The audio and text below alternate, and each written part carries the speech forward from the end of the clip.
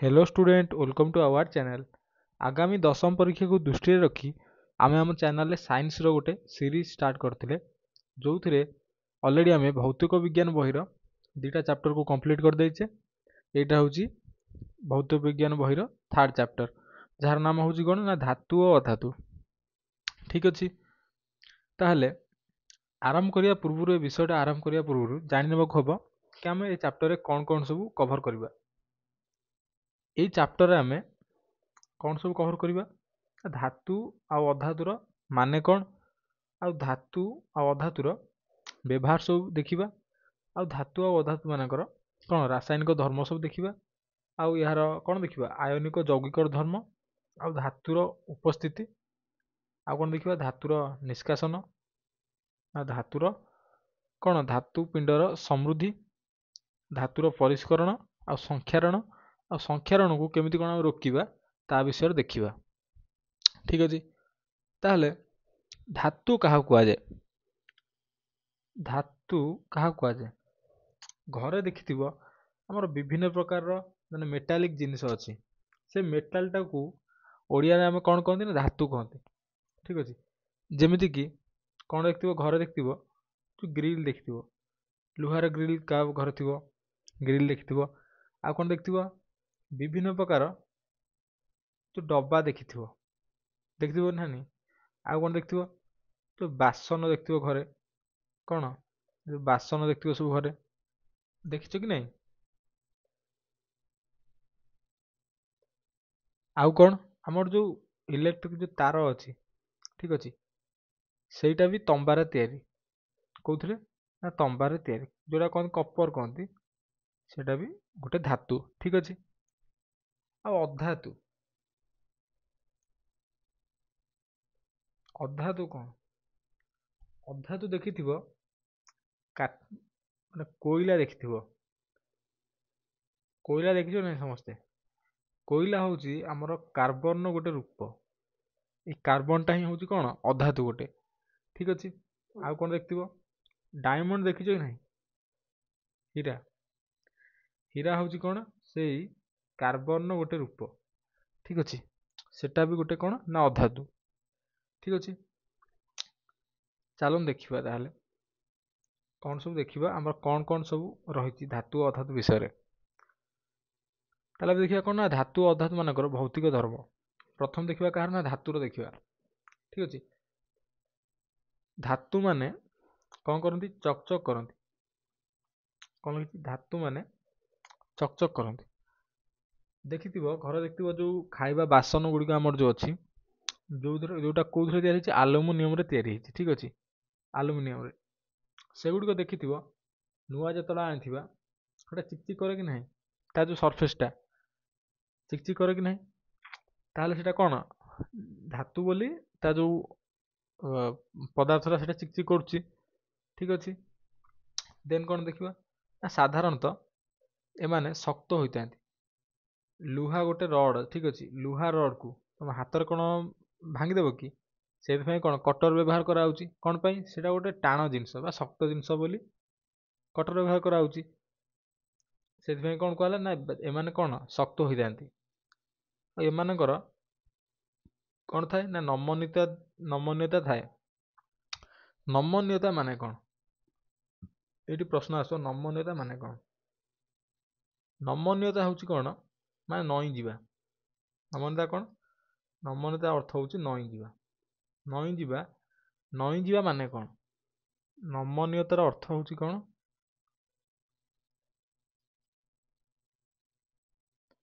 जदि गोटे जिनिस को माने देखिथिबो लुहार चादर आसु देखिथिबो ग्रिल मानकर देखिबो, ग्रिल जो फांका फांका जागा थाए सेठ देखिबो एमती चादर गोटे एमती दिया हेतिबो।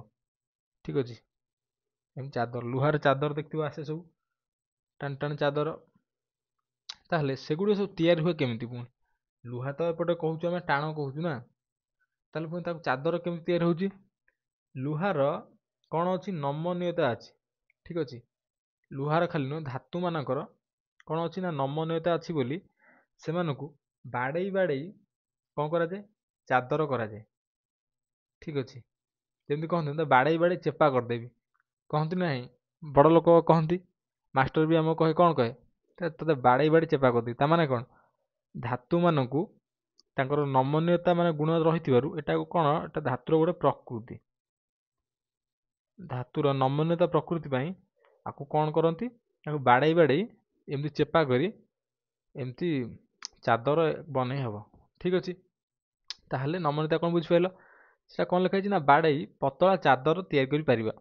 ଠିକ୍ ଅଛି, ତେଣୁକରି ଆମେ ଦେଖିଥିବା ସୁନା, ଦେଖିଥିବ ସୁନା ରୂପା ଘରେ ତ ସମସ୍ତଙ୍କ ଘରେ ଥିବ। ଠିକ୍ ଅଛି, ଦେଖିଥିବ ଯେଉଁ ହାର ସବୁ ତିଆରି ହେଇଛି, କେତେ ପତଳା ପତଳା ହାର। ତାହେଲେ ତମ ପ୍ରଶ୍ନ ଆସିଥିବ, ସେଗୁଡ଼ିକ ତ ବହୁତ ସ୍ମଲ୍ ମାନେ ସୁନାର ମାନେ ସ୍ମଲ୍ ଷ୍ଟୋନ୍ରେ ତିଆରି ହେଇଛି, ମାନେ ଛୋଟ ଛୋଟ ପଥର ଭଳିଆ ହେଇ ସୁନା ଗୁଡ଼ିକ ଆସନ୍ତି, ତାକୁ ସବୁ ବାଡ଼େଇ ଏତେ ବଡ଼ ହାର କରାହେଇଛି। ତାହେଲେ କେମିତି? ସେଇଥିପାଇଁ ସୁନା ଆଉ ରୂପାର ନମନୀୟତା ଅଧିକ।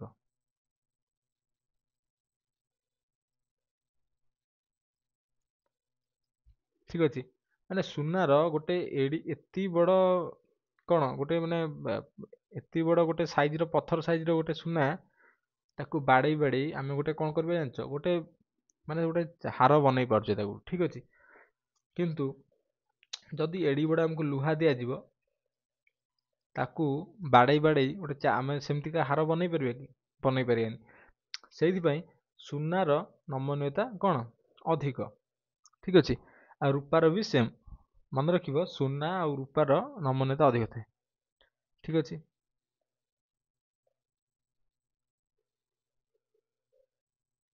ଦେନ୍ କ'ଣ, ଏମାନଙ୍କର ତନ୍ୟତା ଥିବା ଯୋଗୁଁ ଏମାନଙ୍କୁ ଟାଣି ତାର ତିଆରି କରିହେବ। ଠିକ୍ ଅଛି, ଆଉ ଏଠି ଏକ୍ଜାମ୍ପଲ୍ ଦେଇଛି କ'ଣ, ସୁନାର ତନ୍ୟତା ଅଧିକ ହୋଇଥିବାରୁ 1 ଗ୍ରାମ ସୁନାରୁ 2 କିଲୋମିଟର ତାର ତିଆରି ହୋଇପାରିବ। ତନ୍ୟତା ତାହେଲେ କ'ଣ? ତନ୍ୟତାର ଅର୍ଥ ହେଉଛି କ'ଣ, ତାର ତିଆରି କରିବା।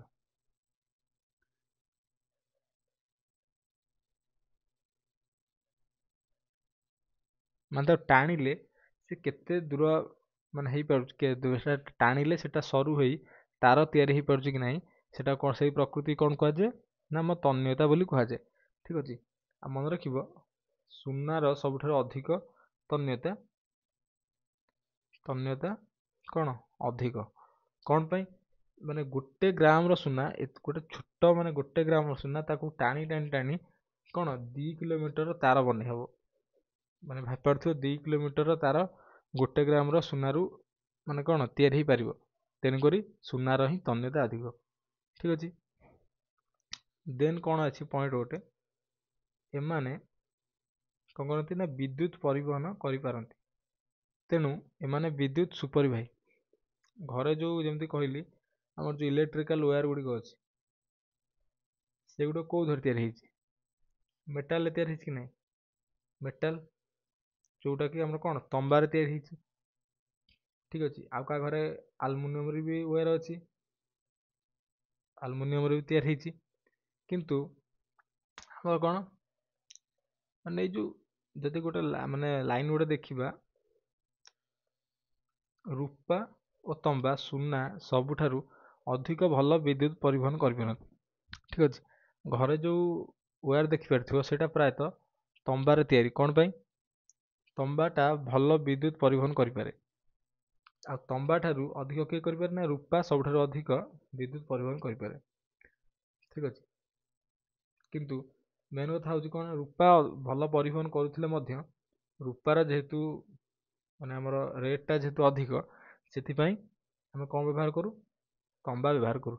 ଆଉ ସୁନା ତ ଜାଣିଥିବ, ତମ୍ବା ପରେ ସୁନା ସବୁଠାରୁ ଅଧିକ ଭଲ ବିଦ୍ୟୁତ୍ ପରିବହନ କରେ, କିନ୍ତୁ ତାର ବି ରେଟ୍ ମାନେ ହାରାହାରି ସେମ୍ ଆ ସହିତ। ସେଇଥିପାଇଁ ଆକୁ ଆମେ ବ୍ୟବହାର ନ କରି କ'ଣ ବ୍ୟବହାର କରୁ ନା, ତମ୍ବା ବ୍ୟବହାର କରୁ। ଠିକ୍ ଅଛି, ଦେନ୍ କ'ଣ ଲେଖିଛି ନା, ଏମାନେ ତାପ ସୁପରିବାହୀ। ଠିକ୍ ଅଛି, ରୂପା ତମ୍ବା ଭଲ ତାପ ପରିବହନ କରିପାରନ୍ତି। ତାପ ସୁପରିବାହୀ କ'ଣ? ଯେଉଁମାନେ ତାପ ପରିବହନ କରିପାରନ୍ତି। ତାପ ପରିବହନ ଯେଉଁମାନେ କରିପାରନ୍ତି, ସେମାନେ କ'ଣ କୁହାଯାଏ? ତାପ ସୁପରିବାହୀ। ଘରେ ଯେଉଁ ବାସନ ଦେଖିଥିବ, ସେଥିରେ ଆମର କ'ଣ, ଗ୍ୟାସ୍ କି ଚୁଲିରେ ବସାଇଲା ପରେ ସେଥିରେ ଭାତ ରୋଷେଇ ହେଇପାରେ।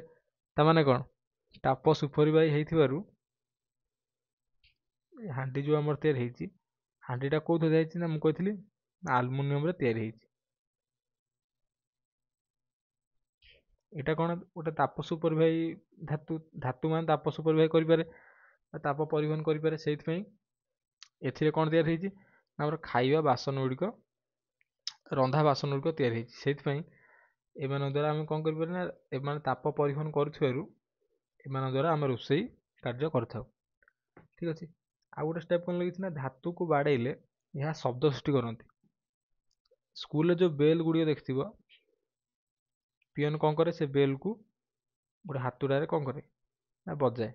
ବଜାଇଲେ ସେଥିରୁ କ'ଣ ହୁଏ, ଆମର ଶବ୍ଦ ସୃଷ୍ଟି ହୁଏ। ଶବ୍ଦ ସୃଷ୍ଟି ହୁଏ କି ନାହିଁ? ତାମାନେ କ'ଣ, ଧାତୁ ମାନେ ତାଙ୍କୁ ବାଡ଼େଇଲେ କ'ଣ ସେମାନେ ଶବ୍ଦ ସୃଷ୍ଟି କରନ୍ତି। ଆଉ ସ୍କୁଲରେ କ'ଣ କୋଇଲ ମାନେ କାର୍ବନରେ ବନୁଛି କି ବେଲ୍ ବନୁଛି କି? ବନୁଛି କ'ଣ ମେଟାଲରେ ବନୁଛି। ସେଇଥିପାଇଁ ଧାତୁ ମାନଙ୍କୁ ବାଡ଼େଇଲେ କ'ଣ ହୁଏ ନା ଶବ୍ଦ ସୃଷ୍ଟି ହୁଏ। ଯେ ଦେଖିଥିବ କୋଇଲାକୁ ଯଦି ତମେ ଯଦି ସେଥିରେ ଆଘାତ କରିବ, ସେଥିରେ କି ଶବ୍ଦ ସୃଷ୍ଟି ହେବ କି? ଯେଉଁ ଟଙ୍ଗ ଟଙ୍ଗ ଯେଉଁ ରିଙ୍ଗ, ଯେଉଁ ରିଙ୍ଗ କରିବ କି ସେ? ରିଙ୍ଗ କରିବନି। ଠିକ୍ ଅଛି। କେବଳ ମେଟାଲ ହିଁ ରିଙ୍ଗ କରିପାରେ। ସେଇଥିପାଇଁ ମେଟାଲରେ ହିଁ ବେଲ୍ ଗୁଡ଼ିକ ବନାଯାଏ। ଦେନ୍ କ'ଣ ନା, ପାରଦକୁ ଛାଡ଼ିଦେଲେ ଅନ୍ୟ ସମସ୍ତ ଧାତୁ ମାନେ କ'ଣ ଶକ୍ତ ହୋଇଥାନ୍ତି। ଠିକ୍ ଅଛି। ପାରଦ ଦେଖିଥିବ, ଥର୍ମୋମିଟର ଆଗରୁ ଯେଉଁ ଥର୍ମୋମିଟର ଆସୁଥିଲା, ଯେଉଁଥିରେ ପାରଦ ୟୁଜ୍ ହେଉଥିଲା, ଏବେ ଆସୁଛି କ'ଣ ନା ଡିଜିଟାଲ ଥର୍ମୋମିଟର। ଆଗରୁ ଯେଉଁ ଥର୍ମୋମିଟର ଆସୁଥିଲା, ଏମିତି ଥର୍ମୋମିଟର ଥିଲା। ଠିକ୍ ଅଛି। ଏଇଠି କ'ଣ ଥିଲା, ପାରଦ ଏଇଠି ରହୁଥିଲା। ଆଉ ଏଇଠି ତା ମିଟର ସବୁ ରିଡ଼ିଂ ସବୁ ଲେଖା ହେଇଥିଲା, ମିଟର ସବୁ ଏମିତି ଥିଲା, ସେ ରିଡ଼ିଂ ଲେଖା ହେଇଥିଲା। ସେଠି ଏଇଟା ବନ୍ଦ ହେବାର କାରଣ କ'ଣ ହେଲା ନା, ପାରଦଟା ସବୁଠାରୁ ମାନେ ମଣିଷର ଶରୀର ପ୍ରତି ପାରଦଟା କ୍ଷତିକାରକ। ସେଥିପାଇଁ ବେଳେବେଳେ କ'ଣ ହେଉଥିଲା, ଏଇଟା କାଚରେ ତିଆରି ହେଇଥିଲା। ବେଳେବେଳେ ଛୋଟ ପିଲା କ'ଣ କରନ୍ତି, ଯେତେବେଳେ ଛୋଟ ପିଲାଙ୍କ ଜ୍ୱର ମପା ଯାଏ, ପାଟିରେ ଏଇଟା ଥର୍ମୋମିଟର ପଶେ, ଥର୍ମୋମିଟରକୁ ବେଳେବେଳେ ସେମାନେ କାମୁଡ଼ି ଭାଙ୍ଗି ଦିଅନ୍ତି। ତେଣୁକରି ପାରଦ କ'ଣ ହୁଏ ନା ଦେହ ଭିତରୁ ଚାଲିଯାଏ। ସେଥିପାଇଁ ଏ ପ୍ରକାର ଥର୍ମୋମିଟର ବନ୍ଦ କରି ଡିଜିଟାଲ ଥର୍ମୋମିଟର ୟୁଜ୍ କରାଗଲା। ଆମର କଥା ଅଛି ନା, ପାରଦ କ'ଣ ପାଇଁ, ମାନେ ପାରଦକୁ ଛାଡ଼ିଦେଲେ ଅନ୍ୟ ଧାତୁ ମାନେ ଶକ୍ତ କ'ଣ ପାଇଁ?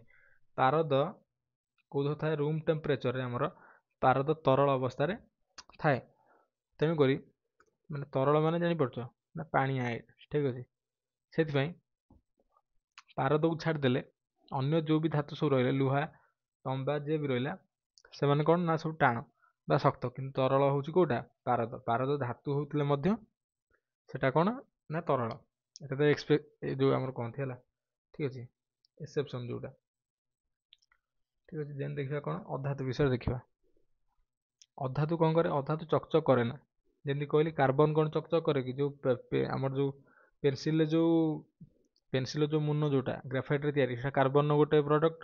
ସେଟା କ'ଣ ଚକଚକ କରେ ନା? ଠିକ୍ ଅଛି। ତେଣୁକରି ଏମାନେ ଅଧାତୁ ଚକଚକ କରେ ନା। ଏମାନେ ସାଧାରଣତଃ କ'ଣ ନା ନରମ। ଠିକ୍ ଅଛି। ଦେନ୍ ଏମାନେ ନମନୀୟ ହୋଇନଥାନ୍ତି। ସେ ପେନସିଲର ମୁନକୁ ତମେ କ'ଣ ମାନେ ବଙ୍କେଇ ପାରିବ କି? ବଙ୍କେଇ ପାରିବନି, ଭାଙ୍ଗିଯିବ। ତେଣୁକରି ସେ ନମନୀୟ ହୋଇନଥାନ୍ତି। ଦେନ୍ କ'ଣ ଲେଖିଛି, ଏମାନଙ୍କର ତନ୍ୟତା ନଥାଏ। ଠିକ୍ ଅଛି। ଏମାନଙ୍କୁ ଟାଣିକି ଆମେ ତାର ବନେଇ ପାରିବା ନାହିଁ। ଦେନ୍ କ'ଣ, ଏମାନେ ଭଲ ବିଦ୍ୟୁତ ପରିବହନ କରିପାରନ୍ତି ନାହିଁ। ଠିକ୍ ଅଛି। ଏମାନେ ଭଲ ବିଦ୍ୟୁତ ପରିବହନ କରିପାରନ୍ତି ନାହିଁ। ଏମାନେ ଭଲ ଭାବରେ ତାପ ପରିବହନ କରିପାରନ୍ତି ନାହିଁ।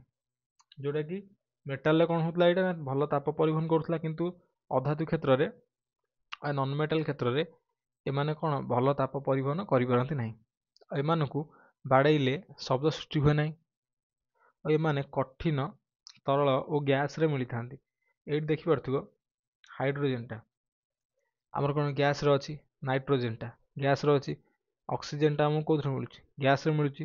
ଫ୍ଲୋରିନଟା ଗୋଟେ ଅଧାତୁ ଆମକୁ ଗ୍ୟାସରେ ମିଳୁଛି। କ୍ଲୋରିନଟା ଗୋଟେ ଅଧାତୁ ଆମକୁ ଗ୍ୟାସରେ ମିଳୁଛି। ଆଉ ଯେଉଁ ବ୍ରୋମିନ ରହିଲା, ଏଇଠି ବ୍ରୋମିନଟା ଲିକ୍ୱିଡ଼ରେ ମିଳୁଛି, ଏଟା ଗୋଟେ ଅଧାତୁ।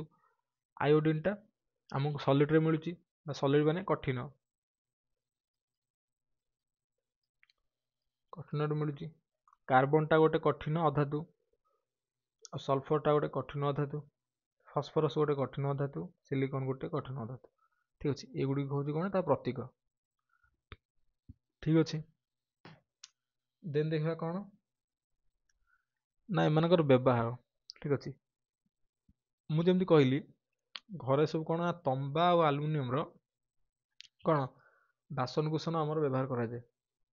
କ'ଣ ପାଇଁ ବ୍ୟବହାର କରାଯାଏ ନା ତମ୍ବା ଆଉ ଆଲୁମିନିୟମ ଏମାନେ କ'ଣ କରନ୍ତି ଭଲ ତାପ ପରିବହନ କରିପାରନ୍ତି। ଠିକ୍ ଅଛି, ଏମାନେ କ'ଣ ଭଲ ତାପ ସୁପରିବାହୀ ଧାତୁ, ସେଥିପାଇଁ ଏମାନଙ୍କୁ ରୋଷେଇ ବାସନ ତିଆରି କରିବାରେ ବ୍ୟବହାର କରାଯାଇଥାଏ। ଗଲା। ଦେନ୍ କ'ଣ ତାହେଲେ ତମମାନେ ପ୍ରଶ୍ନ ହେଉଥିବ ତାହେଲେ ଏଇ ଯେଉଁ ତମ୍ବା ଆଉ ଆଲୁମିନିୟମ ଗୁଡ଼ିକ ଯଦି ଆମେ ଅଧିକ ମାନେ ନିଆଁରେ ଯଦି ଜାଳିବା ତାହେଲେ ଗୋଟେ ତରଳି ଯାଉଥିବ, ତାହେଲେ କେମିତି କ'ଣ ଆମେ ପୁଣି ଏଥିରେ ରୋଷେଇ କରୁଛେ? ମନେ ରଖିଥିବ ଧାତୁ ଯେଉଁ ରହିଲେ ସବୁ ଆମର ମେଟାଲ ରହିଲେ ସେମାନଙ୍କର ଯେଉଁ ଗଳନାଙ୍କ ମୂଲ୍ୟ ବା ମେଲ୍ଟିଂ ପଏଣ୍ଟ ଯେଉଁ ସେଇଟା କ'ଣ ନା ଅଧିକ। ଠିକ୍ ଅଛି, ଯେଉଁ ମେଲ୍ଟିଂ ପଏଣ୍ଟ ରହିଲା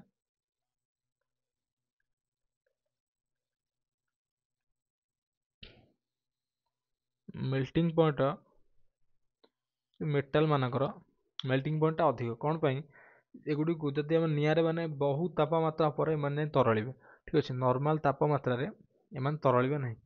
ଠିକ୍ ଅଛି, ସେଇଥିପାଇଁ ଏମାନଙ୍କ ମେଲ୍ଟିଂ ପଏଣ୍ଟଟା କ'ଣ ଅଧିକ। ଆଉ ଏମାନଙ୍କୁ ଆମେ କେଉଁଥିରେ ୟୁଜ୍ କରୁଛୁ? ଆମ ଯେଉଁ କୁକିଂ ପ୍ରଡ଼କ୍ଟ ଅଛି, କିଚେନ୍ ପ୍ରଡ଼କ୍ଟ, ତାର ପାଇଁ ଏମାନଙ୍କୁ ୟୁଜ୍ କରୁଛୁ। ଦେନ୍ କ'ଣ ନା ସୁନା ଆଉ ରୂପା ପରି ଧାତୁ ଏମାନଙ୍କର ନମନୀୟତା ଓ ତନ୍ୟତା ଅଧିକ ହୋଇଥିବାରୁ ଏମାନେ ଚିକ୍ ଚିକ୍ କରନ୍ତି।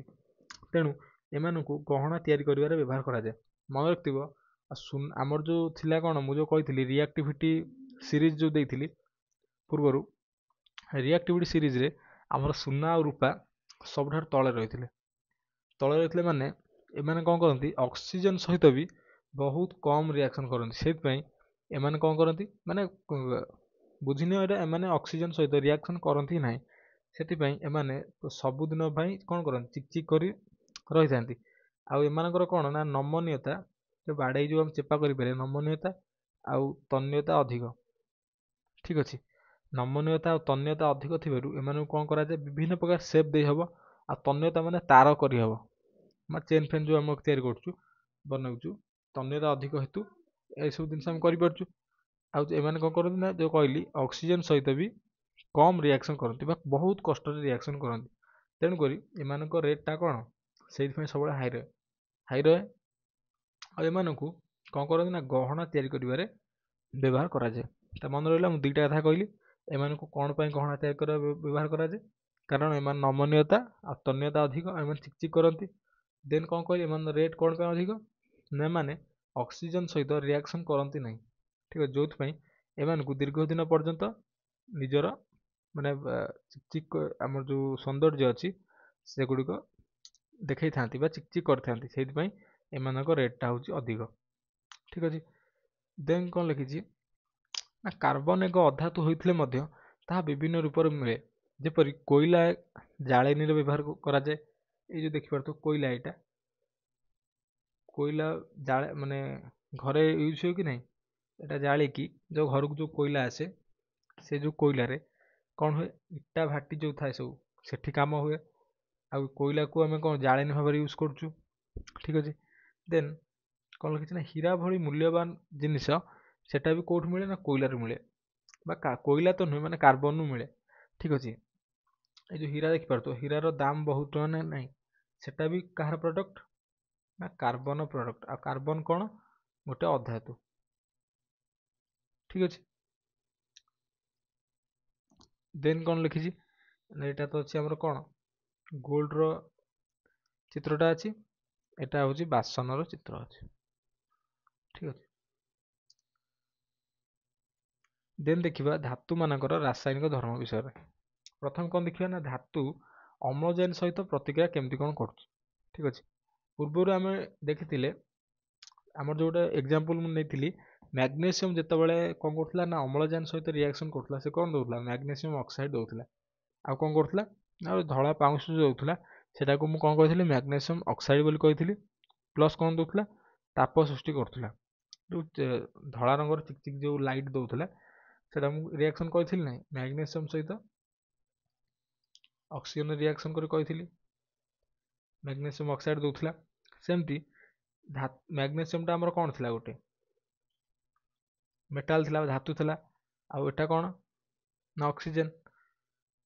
ତାମାନେ ଯେହେତୁ ମ୍ୟାଗ୍ନେସିୟମ୍ଟା ଧାତୁ ଯେତେବେଳେ ଧାତୁ ଯେତେବେଳେ ଅକ୍ସିଜେନ ସହିତ ରିଆକ୍ସନ କରିବ ସେ କ'ଣ ଦବ? ଧାତବ ଅକ୍ସାଇଡ ଦବ। ସେମ୍ ଏଠି ଲେଖା ହେଇଛି କ'ଣ ନା ଧାତୁ ସହିତ ଅମ୍ଳଜାନ ପ୍ରତିକ୍ରିୟା କରି କ'ଣ ଦିଏ ନା ଧାତବ ଅକ୍ସାଇଡ ପ୍ରଦାନ କରେ।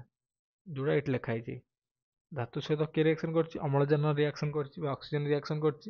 କ'ଣ ଦେଇଛି ନା ଧାତବ ଅକ୍ସାଇଡ ଦେଇଛି। ଦେନ୍ କ'ଣ ଲେଖିଛି? ଧାତବ ଅକ୍ସାଇଡ ଗୁଡ଼ିକ କ୍ଷାରୀୟ ପ୍ରକୃତିର ହୋଇଥାନ୍ତି।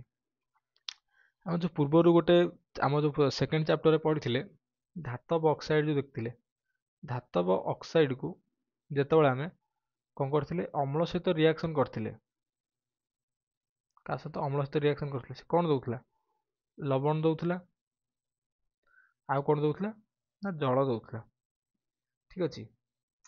ତାମାନେ ଅମ୍ଳ ତ ଅମ୍ଳ ସହିତ କିଏ ରିଆକ୍ସନ କଲେ ଲବଣ ଜଳ ଦିଏ? ଲବଣ ମାନେ ଅମ୍ଳ ସହିତ ଆମର କିଏ କ୍ଷାର ଯେତେବେଳେ ରିଆକ୍ସନ କରେ କ'ଣ ଦେଉଥିଲା ନା ଲବଣ ଜଳ ଦେଉଥିଲା। ତାମାନେ ଏଠି କ୍ଷାର ନାହିଁ, ତାହେଲେ ଲବଣ ଜଳ ମିଳିଲା କେମିତି? ଏ ଧାତବ ଅକ୍ସାଇଡ ପାଇଁ ମିଳିଲା। ଠିକ ଅଛି। ତାହେଲେ ଏ ଧାତବ ଅକ୍ସାଇଡ କ୍ଷାର ଜାଗାରେ ବସିଥିବା ହେତୁ ଧାତବ ଅକ୍ସାଇଡ ଗୋଟେ କ୍ଷାରୀୟ ପ୍ରକୃତିର। ସେଇଟା ଏଠି ଲେଖା ହେଇଛି କ'ଣ ନା ଧାତବ ଅକ୍ସାଇଡ ଗୁଡ଼ିକ କ୍ଷାରୀୟ ପ୍ରକୃତିର କ'ଣ ହୋଇଥାନ୍ତି। ଦେନ୍ କ'ଣ ଲେଖିଛି? ମାତ୍ର କିଛି ଧାତବ ଅକ୍ସାଇଡ ଉଭୟ ଅମ୍ଳୀୟ ଓ କ୍ଷାରୀୟ ପ୍ରକୃତି ଦେଖାଇଥାନ୍ତି। ସେମାନଙ୍କୁ ଉଭୟଧର୍ମୀ ଅକ୍ସାଇଡ ବା ଏମ୍ଫୋଟେରିକ୍ ଅକ୍ସାଇଡ ବୋଲି କୁହାଯାଏ। ଠିକ ଅଛି। ଏଇଟା ଗୋଟେ କ'ଣ ନା ସର୍ଟ କ୍ୱେଶ୍ଚିନ୍। ଏଇଟା ଗୋଟେ ସର୍ଟ କ୍ୱେଶ୍ଚିନ୍ ପରୀକ୍ଷାରେ ମଷ୍ଟ ଆସିବ। ଏମ୍ଫୋଟେରିକ୍ ଅକ୍ସାଇଡ କାହାକୁ କୁହାଯାଏ? ଏଇଠି ଦେଖିପାରୁଥିବ ଯେଉଁ ଆଲୁମିନିୟମ ରିଆକ୍ସନ କରିଛି କାହା ସହିତ ନା ଅମ୍ଳଜାନ ସହିତ ରିଆକ୍ସନ କରିଛି। ତା ଫଳରେ କ'ଣ ଦେଇଛି ନା ଆଲୁମିନିୟମ ଅକ୍ସାଇଡ ଦେଇଛି। ଧାତୁ ରିଆକ୍ସନ କରିଛି କାହା ସହିତ? ଅମ୍ଳଜାନ ସହିତ ରିଆକ୍ସନ କରି ଧାତବ ଅକ୍ସାଇଡ ଦେଇଛି। ଠିକ ଅଛି। ଏଇ ଯେଉଁ ମିଳିଲା କ'ଣ ଆମକୁ ଆଲୁମିନିୟମ ଅକ୍ସାଇଡ ମିଳିଲା, ଏଟା ଗୋଟେ ଏମ୍ଫୋଟେରିକ୍ ଅକ୍ସାଇଡ ବୋଲି କୁହାଯାଏ। ଉଭୟଧର୍ମୀ ଅକ୍ସାଇଡ ବୋଲି କୁହାଯାଏ। କ'ଣ ପାଇଁ? ଏମାନେ ଉଭୟ ଅମ୍ଳ ଓ କ୍ଷାରର କ'ଣ ରୂପ ଦେଖାଇଥାନ୍ତି ବା ପ୍ରକୃତି ଦେଖାଇଥାନ୍ତି। ଦେନ୍ ଜଳରେ ଦ୍ରବୀଭୂତ ହେଲେ ଏମାନେ କ'ଣ ଦେଇଥାନ୍ତି ନା କ୍ଷାର ଦେଇଥାନ୍ତି। ଏଇ ଯେଉଁ ଆମର ଧାତବ ଅକ୍ସାଇଡ ଅଛି, ଧାତବ ଅକ୍ସାଇଡ ଅଛି, ତାକୁ ଯେତେବେଳେ ଆମେ ଜଳରେ ମିଶାଇବା ଏମାନେ କ'ଣ ପ୍ରକୃତି ଦେବେ? କ୍ଷାରୀୟ ପ୍ରକୃତି ଦେଖେଇବେ କି ନାହିଁ? ଯେହେତୁ ଏମାନେ କ୍ଷାର ମାନେ ପ୍ରକୃତିର କ୍ଷାରୀୟ ପ୍ରକୃତି ଦେଖାନ୍ତି, ତାହେଲେ କ'ଣ ଦେବେ ନା କ୍ଷାର ସୃଷ୍ଟି କରିବେ। ହଁ କି ନାହିଁ?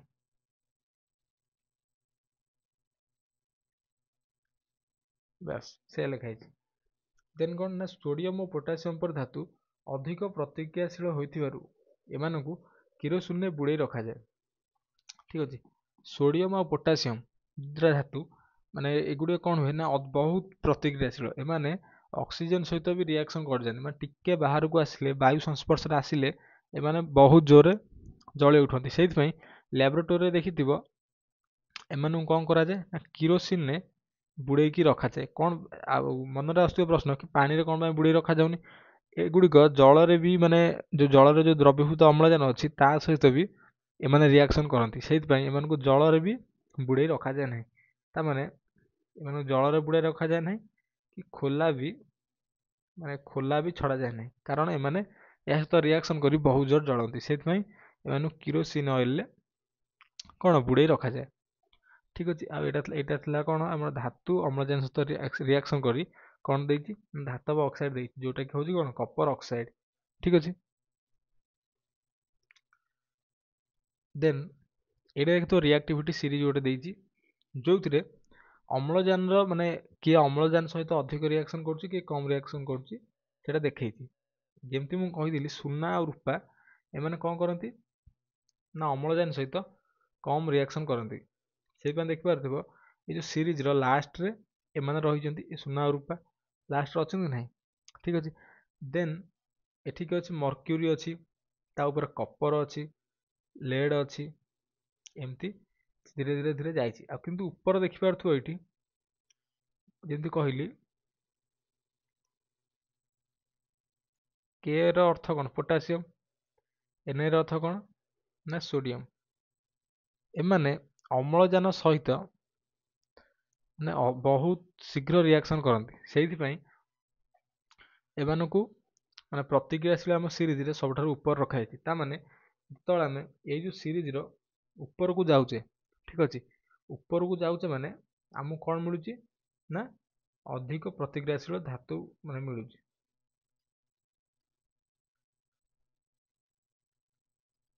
ଧାତୁ ମିଳୁଛି କି ନାହିଁ? ଯୋଉଗୁଡାକ କାହା ସାଙ୍ଗେ ରିଆକ୍ସନ କରନ୍ତି ନା ଅକ୍ସିଜେନ ସହିତ ରିଆକ୍ସନ କରନ୍ତି। ଠିକ ଅଛି। ଆଉ ଯଦି ଆମେ ତଳକୁ ଆସିବେ ତାହେଲେ ଆମକୁ କଣ ମିଳିବ ନା କମ ପ୍ରତିକ୍ରିୟାଶୀଳ ଧାତୁ ମିଳିବ ଯୋଉମାନେ ଅକ୍ସିଜେନ ସହିତ ରିଆକ୍ସନ କରନ୍ତି। ତାହେଲେ ଏଇ ସିରିଜକୁ ମନେ ରଖିବେ। ଠିକ ଅଛି। ଆଉ ଗୋଟେ ପ୍ରଶ୍ନ ବି ଆସିପାରେ କି ସୋଡିୟମକୁ କଣ ପାଇଁ, ସୋଡିୟମ ଆଉ ପୋଟାସିୟମକୁ କଣ ପାଇଁ ଆମର କିରୋସିନ ଅଏଲରେ ବୁଡେଇ ରଖନ୍ତି? କାରଣ ଏମାନେ କଣ କରନ୍ତି ନା ଅମ୍ଳଜାନ ସହିତ ରିଆକ୍ସନ କରନ୍ତି, ଯାହା ଫଳରେ ବହୁତ ପରିମାଣରେ ଉତ୍ତାପ ସୃଷ୍ଟି ହୁଏ, ପ୍ଲସ୍ ସେମାନେ ବହୁତ ଜୋରରେ ଜଳି ଉଠନ୍ତି। ତେଣୁକରି ଏହି ଦୁର୍ଘଟଣାକୁ ରୋକିବା ପାଇଁ ଆମେ ଏମାନଙ୍କୁ କିରୋସିନରେ ବୁଡେଇ ରଖିଥାଉ। ଠିକ ଅଛି। ଦେନ୍ ଦେଖିବା ଧାତୁ ସହ ଜଳର ପ୍ରତିକ୍ରିୟା। ଧାତୁ ଜଳ ସହ ପ୍ରତିକ୍ରିୟା କରି କଣ ଦିଏ ନା ଧାତବ ହାଇଡ୍ରୋକ୍ସାଇଡ୍ ଦେଇଥାଏ। ଆଉ କଣ ଦିଏ ନା ହାଇଡ୍ରୋଜେନ ଗ୍ୟାସ୍ ଉତ୍ପନ୍ନ କରେ। ଏଇଠି ଦେଖିବାର ତ ରିଆକ୍ସନ ଦେଇଛି, ଧାତୁ କଣ କରିଛି ନା ଜଳ ସହିତ ରିଆକ୍ସନ କରି କଣ ଦେଇଛି, ଧାତବ ହାଇଡ୍ରୋକ୍ସାଇଡ୍ ଦେଇଛି। ଆଉ କଣ ଦେଇଛି ନା ହାଇଡ୍ରୋଜେନ ଗ୍ୟାସ୍ ଦେଇଛି।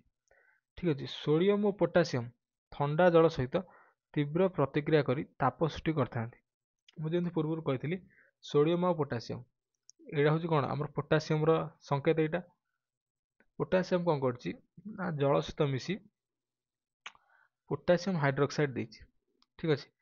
ପୋଟାସିୟମ ହାଇଡ୍ରୋକ୍ସାଇଡ୍ ଦେଇଛି, ତା ସହିତ କଣ ଦେଇଛି ନା ଆମର ଉଦ୍ଜାନ ବା ହାଇଡ୍ରୋଜେନ ସୃଷ୍ଟି କରିଛି, ପ୍ଲସ୍ କଣ ଦେଇଛି ନା ତାପ ଶକ୍ତି ଦେଇଛି। ଠିକ ଅଛି। ଏମାନେ କଣ କରନ୍ତି ନା ଥଣ୍ଡା ଜଳ ସହିତ, ମାନେ ପୋଟାସିୟମ କଣ କରେ ଜଳ ସହିତ ରିଆକ୍ସନ କରେ, ବହୁତ ଜୋରରେ ରିଆକ୍ସନ କରେ। ସେଇଥିପାଇଁ ଏମାନଙ୍କୁ ରିଆକ୍ଟିଭିଟି ସିରିଜର ଉପରେ ରଖା ହେଇଥିଲା। ଏଠି କଣ ସେମ୍ ଲେଖା ହେଇଛି ସୋଡିୟମ ପୋଟାସିୟମ ଥଣ୍ଡା ଜଳ ସହିତ ତୀବ୍ର ପ୍ରତିକ୍ରିୟା କରେ, ଯୋଉଥିପାଇଁ ଏମାନଙ୍କୁ କିରୋସିନରେ ବୁଡେଇକି ଆମେ ରଖିଥାଉ। ଆଉ ଏଇଟା ଅଛି କଣ ପୋଟାସିୟମ କଣ କରୁଛି ନା ଜଳ ସହିତ ରିଆକ୍ସନ କରିଛି। ସେମିତି କଣ ଏ ସୋଡିୟମ ଜଳ ସହିତ ରିଆକ୍ସନ କରି କଣ କରୁଛି ନା ସୋଡିୟମ ହାଇଡ୍ରୋକ୍ସାଇଡ୍ ଦେଇଛି, ପ୍ଲସ୍ କଣ ଦେଇଛି ନା ଆମର ହାଇଡ୍ରୋଜେନ ଗ୍ୟାସ୍ ଦେଇଛି, ପ୍ଲସ୍ ତାପ ଶକ୍ତି ଦେଇଛି। ଆଉ ଏଗୁଡିକ କଣ ନା କ୍ଷାରୀୟ ପ୍ରକୃତିର। କଣ ସୋଡିୟମ ହାଇଡ୍ରୋକ୍ସାଇଡ୍ ଯୋଉଟା, ଏମାନେ କଣ କ୍ଷାରୀୟ ପ୍ରକୃତିର। କଣ ପାଇଁ ମାନେ ଏମାନଙ୍କ ପାଖରେ OH ମାଇନସ ର ଆୟନ ରହିଥିବାରୁ ଏମାନେ କ୍ଷାରୀୟ ପ୍ରକୃତି ଦେଖେଇଥାନ୍ତି। ଠିକ ଅଛି। ଆଉ ଏଇଠି ଦେଖିପାରୁଥିବ ଗୋଟେ ଏକ୍ସପେରିମେଣ୍ଟ ଦେଇଛି, ଯୋଉଥିରେ କଣ ହେଇଛି ଗୋଟେ ବିକରରେ କିଛି ମାନେ ଜଳରେ ଭିଜା ଯାଇଥିବା କିଛି ଉଲ୍ ନିଆଯାଇଛି। ଏଇଟା ଉଲ୍ କିଛି ନିଆଯାଇଛି, ପ୍ଲସ୍ କଣ ନିଆଯାଇଛି ଗୋଟେ ଧାତବ ନମୁନା ନିଆଯାଇଛି। ମନେକର ଧାତବ ନମୁନାଟା ଆମର କଣ, ଧାତବ ନମୁନା ଆମର ନେଇଛୁ କଣ ମ୍ୟାଗ୍ନେସିୟମ ବୋଲି ଆମେ ନେଇଛୁ। ଠିକ ଅଛି। ଜଳରେ ଭିଜା ହେଇଥିବା ଉଲ୍ ମାନେ H2O। ଠିକ ଅଛି। ତା ତଳେ କଣ ହେଇଛି ନା ଆମର ଗୋଟେ ବିକର ମାନେ ଯୋଉ ବର୍ଣ୍ଣର ଲାଗିଛି। ଠିକ ଅଛି। ବର୍ଣ୍ଣର ଜଳିଲେ ଏଠି କଣ ହଉଛି, ଏଇ ଯୋଉ ଉଲରେ ଥିବା ଯୋଉ ଜଳ, ଏଟା କଣ ହଉଛି ନା ବାଷ୍ପ ହଉଛି।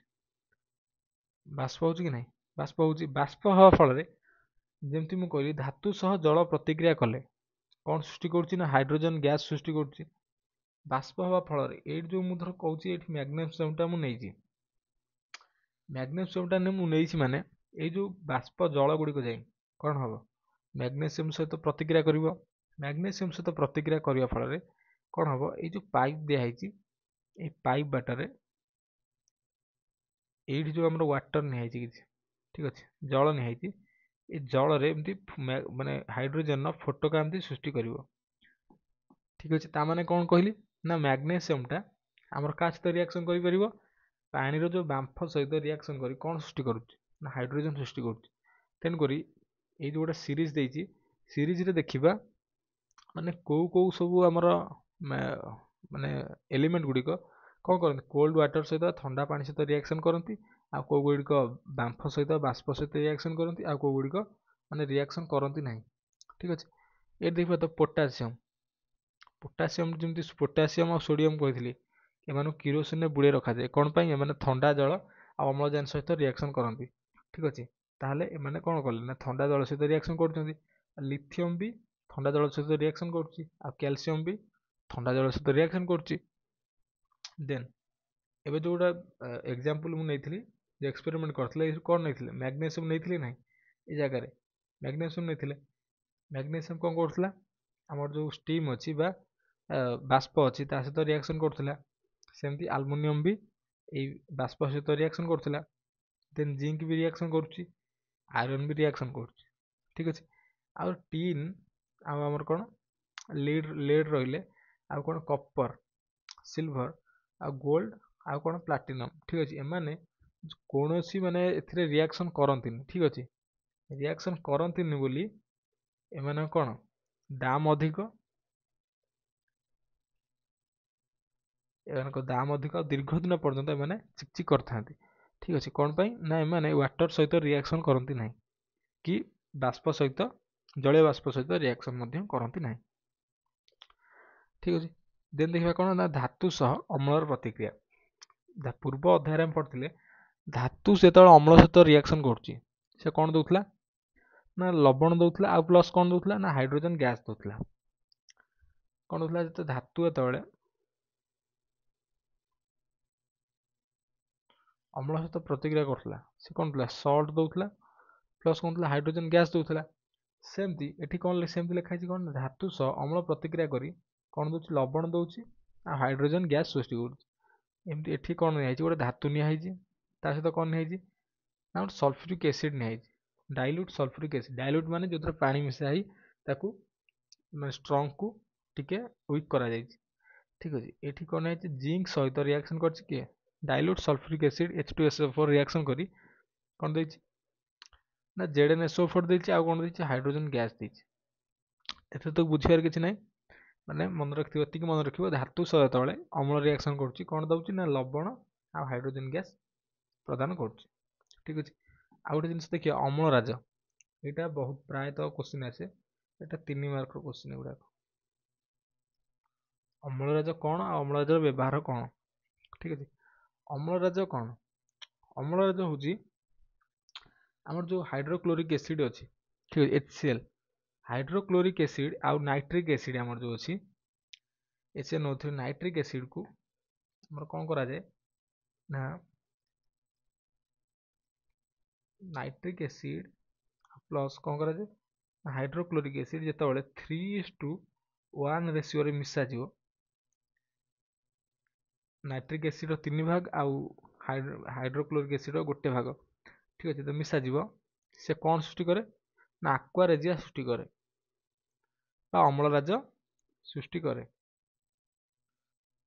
यही अम्लराज कौन करे मुझे जमी कही सुना आ प्लाटिनम ठीक अच्छे सुना आ प्लाटिनम सब माने कौन आम माने महंगा जोटा आम सब अधिक दामिकिया उपादान सेगुड़िक ये जदि आम हाइड्रोजन माने हाइड्रोक्लोरिक एसिड सहित रिएक्शन करवा केवल केवल हाइड्रोक्लोरिक एसिड सहित आम रिएक्शन करवा क्या सुना प्लाटिनम को से माने सुना प्लाटिनम को माने कौन करेंगे माने द्रवीभूत करें ना कि नाइट्रिक एसिड सहित जदि से दुईटा को रिएक्शन करवा नाइट्रिक एसिड भी से द्रवीभूत करें ना किंतु जदि 3:1 रेशियो रे आम कौन करवा ना नाइट्रिक एसिड आउ हाइड्रोक्लोरिक एसिड को मिसई आक्वा रेजिया बा अम्लराज तैयार करवा तार एते माने एते पावरफुल जे कि सुना और प्लाटिनम को मध्य कौन कर ना द्रवीभूत करें ये देखिपो हाइड्रोक्लोरिक एसिड कौन है 100 ml नहीं नाइट्रिक एसिड के नहीं ना 300 ml नहीं बा आमर कौन कही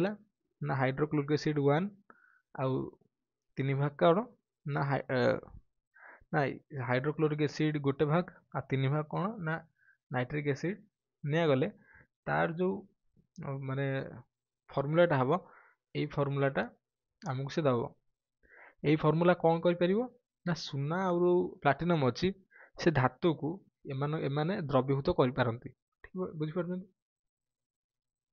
से कौन करा ना आक्वा रेजिया कहुए ठीक अच्छे आक्वा रेजिया देखी आमर जो सुना दुकान मानक सुना दुकानी माने आक्वा रेजिया को व्यवहार करता ठीक अच्छे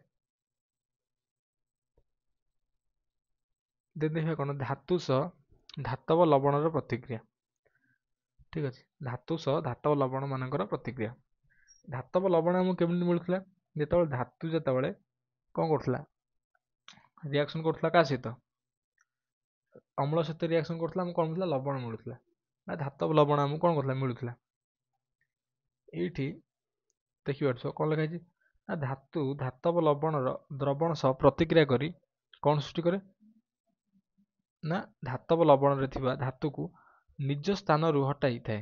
ଏହାକୁ କ'ଣ କୁହାଯାଏ ନା ଡିସପ୍ଲେସମେଣ୍ଟ ରିଆକ୍ସନ କୁହାଯାଏ। ଡିସପ୍ଲେସମେଣ୍ଟ ରିଆକ୍ସନ ମୁଁ କ'ଣ କହିଥିଲି, ଏମ୍ ଦେଖେଇଥିଲି, ମାନେ ଗୋଟେ ଏମିତି ନେଇଥିଲି, ଗୋଟେ ଏକ୍ଜାମ୍ପଲ ନେଇଥିଲି ମୁଁ। ସି କ'ଣ କରୁଥିଲା ନା ବି କୁ ହଟେଇ ଏ ସହିତ ରିଆକ୍ସନ କରି ଏସି ବନଉଥିଲା, ଆଉ ବି ଯାଇକି ସି କ'ଣ କରୁଥିଲା ବି କୁ ମାରିକି ଏଠୁ ହଟେଇ ଦେଉଥିଲା। ହଟେଇ ଦେଇ କ'ଣ କରୁଥିଲା ନା ଏ ସହିତ କ'ଣ ହଉଥିଲା ସାଙ୍ଗ ହଉଥିଲା ଯେତେବେଳେ ସି ଆଉ ଏ ଦି ଜଣ ଏଠି ସାଙ୍ଗ ହେଇ ବସୁଥିଲେ ଆଉ ବି କୁ ଏମିତି ହଟେଇ ଦେଉଥିଲେ। ଠିକ୍ ଅଛି, ତାକୁ କ'ଣ କହିଥିଲି ନା ଡିସପ୍ଲେସମେଣ୍ଟ ରିଆକ୍ସନ ବୋଲି ମୁଁ କହିଥିଲି। ସେମିତି ଏଠି କ'ଣ ହୁଏ, ଯେତେବେଳେ ଧାତବ ଲବଣରେ ଯେତେବେଳେ ଧାତୁ ସହ ପ୍ରତିକ୍ରିୟା କରେ, ଏ ଜାଗାରେ କ'ଣ ହୁଏ ନା ଧାତବ ଲବଣଟା କ'ଣ, ଧାତବ ଲବଣରେ ଯେଉଁ କ'ଣ ଥାଏ, ଧାତବ ଲବଣରେ ଯେଉଁ ଧାତୁ କ'ଣ କରେ ନା ଧାତବ ଲବଣରେ ଯେଉଁ ଧାତୁ ଥାଏ ତାକୁ କ'ଣ କରେ ନିଜ ସ୍ଥାନରୁ ହଟେଇ ଦିଏ। ଠିକ୍ ଅଛି, ସେ ଟାଇମ୍ରେ ଗୋଟେ ଏକ୍ଜାମ୍ପଲ୍, ଏଇ ଟାଇପ୍ର ଏକ୍ଜାମ୍ପଲ୍ ନେଇଥିଲି। ଏକ୍ଜାମ୍ପଲ୍ରେ କ'ଣ ନେଇଥିଲି, ମୁଁ ନେଇଥିଲି କ'ଣ ନା କପର ସଲଫେଟ୍ ନେଇଥିଲି। କପର ସଲଫେଟ୍ ସହିତ କିଏ ରିଆକ୍ସନ୍ କରୁଥିଲା, ଫେରସ୍ ରିଆକ୍ସନ୍ କରୁଥିଲା। ଫେରସ୍ କ'ଣ କରୁଥିଲା, ଏ ଯେଉଁ SO4ଟା ଅଛି ତାକୁ ହଟେଇ କ'ଣ କରୁଥିଲା ନା କପର ସହିତ କ'ଣ କରୁଥିଲା, ବନ୍ଧୁ ହେଉଥିଲା। ମାନେ ଆମେ କ'ଣ ସୃଷ୍ଟି କରୁଥିଲା, ସେ FeSO4 କରୁଥିଲା, ସୃଷ୍ଟି କରୁଥିଲା। ଆଉ କ'ଣ ଦେଉଥିଲା ନା କପର ଦେଉଥିଲା, ଅଲଗା ଦେଉଥିଲା। ଠିକ୍ ଅଛି, ଟିକେ ଏଠି ମୁଁ ଭୁଲ କହିଲି। ଏ କ'ଣ କରୁଥିଲା ନା ଫେରସ୍ଟା କ'ଣ କରୁଥିଲା ନା କପରକୁ ଏଠି ହଟେଇ ଏହା ସହିତ ସାଙ୍ଗ ହେଉଥିଲା। ତା ମାନେ ଆମକୁ କ'ଣ ମିଳୁଥିଲା, ଫେରସ୍ ସଲଫେଟ୍ ମିଳୁଥିଲା ଆଉ ପ୍ଲସ୍ କ'ଣ ମିଳୁଥିଲା, କପର ମିଳୁଥିଲା। ସେମ୍ ଏଇ ଯେଉଁ ରିଆକ୍ସନଟା ଏଠି ଦେଇଛି, ଏଇ ରିଆକ୍ସନ କ'ଣ ଦେଇଛି, କପର ସଲଫେଟ୍ର କିଛି ଦ୍ରବଣ ନିଆଯାଇଛି। କପର ସଲଫେଟ୍ର ଦ୍ରବଣର ରଙ୍ଗ କ'ଣ ଜାଣିଛ, ବ୍ଲୁ କଲର। କପର ସଲଫେଟ୍ର ଦ୍ରବଣର ରଙ୍ଗ ହେଉଛି ବ୍ଲୁ କଲର। ତା ଧରେ ଯେତେବେଳେ ଗୋଟେ ଲୁହା କଣ୍ଟା ଯେତେବେଳେ ଏମିତି ଝୁଲା ଯାଇଛି, ଲୁହା କଣ୍ଟା, ସେ ତାପରେ କ'ଣ ହେଇଛି, ସେଠି କ'ଣ ହେଇଛି, କପର ସଲଫେଟ୍ ଦ୍ରବଣରୁ କପରକୁ ହଟେଇ ଫେରସ୍ ସଲଫେଟ୍ ତିଆରି ହେଇଛି। ଆଉ ଫେରସ୍ ସଲଫେଟ୍ ଏଇଠି ଦେଖିପାରୁଥିବ କ'ଣ ହେଇଛି, ଫେରସ୍ ସଲଫେଟ୍ ତିଆରି ହେଇଛି। ତା ମାନେ ଟିକେ ୱେଟ୍, କ'ଣ କରୁଛି, ଏ ଯେଉଁ କେମିକାଲଟା ଆମର ସବୁଜ ରଙ୍ଗର ହେଇଯାଇଛି। ଫେରସ୍ ସଲଫେଟ୍ର କଲର କ'ଣ ଜାଣିଛ, ସବୁଜ ରଙ୍ଗ। ତେଣୁକରି ଏ ଜାଗାରେ କ'ଣ ହେଇଛି ନା କପର ସଲଫେଟ୍ ଦ୍ରବଣରୁ ଫେରସ୍ କ'ଣ କରିଛି ନା କପରକୁ ଅଲଗା କରିଛି, FeSO4 ସୃଷ୍ଟି କରିଛି, ପ୍ଲସ୍ କପରକୁ ଏଠି ଅଲଗା କରିଦେଇଛି। ଏଇଟା ତାର କ'ଣ, ଏଇଟା ତାର ରିଆକ୍ସନ୍। ଠିକ୍, ବୁଝିପାରୁଛ। ତାହେଲେ ଧାତୁ ଓ ଧାତବ ଲବଣ ସହିତ ଯେତେବେଳେ ପ୍ରତିକ୍ରିୟା କରେ, ତାମାନେ ସେ ରିଆକ୍ସନକୁ କ'ଣ କୁହାଯାଏ ନା ଡିସପ୍ଲେସମେଣ୍ଟ ରିଆକ୍ସନ କୁହାଯାଏ। ବିସ୍ଥାପନ ପ୍ରତିକ୍ରିୟା ବୋଲି ଏ ଜାଗାରେ ହୁଏ। ଠିକ୍ ଅଛି, ଯେଉଁଥିରେ ଧାତବ ଲବଣରେ ଥିବା ଧାତୁଟାକୁ କିଏ ଅଲଗା କରେ, ଯେଉଁ ଧାତୁ ଯେଉଁ ରିଆକ୍ସନ କରେ ଧାତୁଟା ଧାତବ ଲବଣରେ ଥିବା ଧାତୁଟାକୁ ଅଲଗା କରିଦିଏ। ତାହେଲେ ଆଜି ପାଇଁ ଏତିକି। ହୋପଫୁଲି ସମସ୍ତେ ବୁଝିପାରିଥିବ। ଯଦି କାହାର କିଛି ଡାଉଟ୍ ଥିବ ମୋତେ କମେଣ୍ଟରେ ନିଶ୍ଚିନ୍ତ ଲେଖିବେ। ଆଉ ଭିଡ଼ିଓଟି ପସନ୍ଦ ଆସିଲେ ଭିଡ଼ିଓକୁ ଲାଇକ୍ କରିବେ, ଚ୍ୟାନେଲକୁ ସବସ୍କ୍ରାଇବ୍ କରିବେ। ୟାର ନୋଟ୍ ଆପଣଙ୍କୁ ଆମର ଟେଲିଗ୍ରାମ ଚ୍ୟାନେଲରେ ମିଳିଯିବ, ଯାହାର ଲିଙ୍କଟା ମୁଁ ଡେସ୍କ୍ରିପସନରେ ଦେଇଦେଇଛି। ତାହେଲେ ଆଜିର କ୍ଲାସ୍ରେ ଆମେ କ'ଣ କଭର୍ କଲେ ନା ଧାତୁ ଅଧାତୁ ଦେଖିଲେ କ'ଣ, ଆଉ କ'ଣ ଦେଖିଲେ ନା ଧାତୁ ଅଧାତୁମାନଙ୍କର ବ୍ୟବହାର ଦେଖିଲେ, ଆଉ କ'ଣ ଦେଖିଲେ ଧାତୁ ଅଧାତୁମାନଙ୍କର ରାସାୟନିକ ଧର୍ମ ବିଷୟରେ ଆମେ ଦେଖିଲେ। ଆଗ କ୍ଲାସ୍ରେ ଆମେ କ'ଣ ଦେଖିବା ନା ଆୟନିକ କ'ଣ ଯୌଗର ଧର୍ମ, ଆଉ କ'ଣ ଦେଖିବା ଧାତୁର ଉପସ୍ଥିତି, ଧାତୁର ନିଷ୍କାସନ ବିଷୟରେ ଆମେ ଦେଖିବା। ତାହେଲେ ଆଜି ପାଇଁ ଏତିକି, ରହୁଛି। ଜୟ ଜଗନ୍ନାଥ।